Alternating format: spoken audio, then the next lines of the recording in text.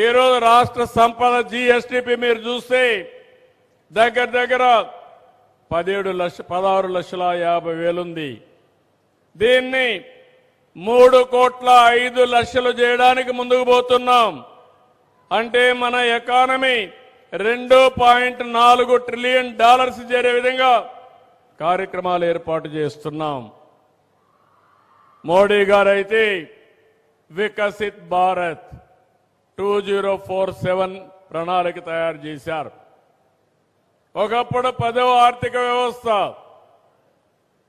నిన్నటి వరకు చూస్తే 4, ఈ రోజు IMF అనౌన్స్ చేశారు 4వ ఆర్థిక వ్యవస్థ భారతదేశం.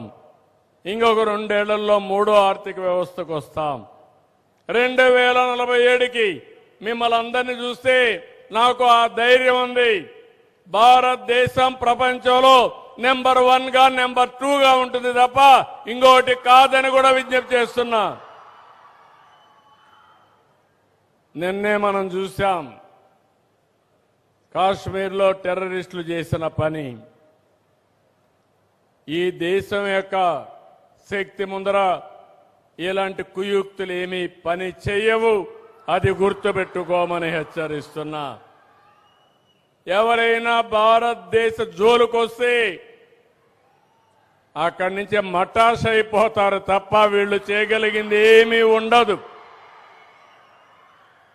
తీవ్రవాద సమస్య గాని టెర్రరిస్ట్ సమస్యలు గాని ఈ దేశాన్ని ఏమీ కూడా షేక్ చేయలేవు. అది భారతీయుల్లో ఉండే ధైర్యం, ఐకమత్యం.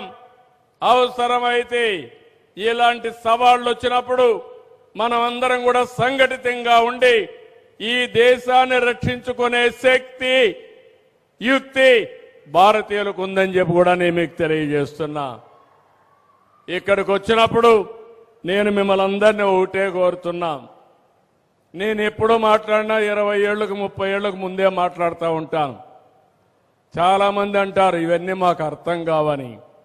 అర్థం చేసుకున్న వాళ్ళు బాగుపడుతున్నారు, అర్థం చేసుకోలేని వాళ్ళు అక్కడే ఉంటున్నారు. ఈరోజు నేను మిమ్మల్ని అందరినీ కోరేది ఒకటే. ఈరోజు ఆధార్ ఉంది. ఏ దేశానికి లేనటువంటి అడ్వాంటేజ్ భారతదేశానికి. డూప్లికేషన్ ఏం లేదు. ఇక్కడుండే అందరి ఫోటోలన్నీ తీసుకుని రియల్ టైంలో ఈ మీటింగ్కి ఎవరెవరు వచ్చారో ఐడెంటిఫై చేయగలుగుతామంటే దానికంటే శక్తి ఏం కావాలని మిమ్మల్ని అడుగుతున్నా. మీరంతా కూడా ఐటీ పిల్లలు కాబట్టి మీరు ఇంకా బాగా అర్థం చేసుకోగలుగుతారు. రెండోది, నేను చేసిన పని ప్రతి ఒక్క సిటిజన్ని పుట్టినప్పటి నుంచి అందరికీ ఆధార్ అథెంటికేషన్ చేస్తున్నాం. అక్కడి నుంచి ప్రతి ఒక్కరిని ఏ ఫ్యామిలీలో ఉంటారో ఫ్యామిలీకి కూడా బాండేజ్ పెడుతున్నాం, కలుపుతున్నాం. ప్రతి ఒక్క ఇల్లు జియో ట్యాగింగ్ చేస్తున్నాం. రేపు ఏదైనా ఒక విపత్తు వస్తే ఎవ్వరు చెప్పక్కర్లేదు.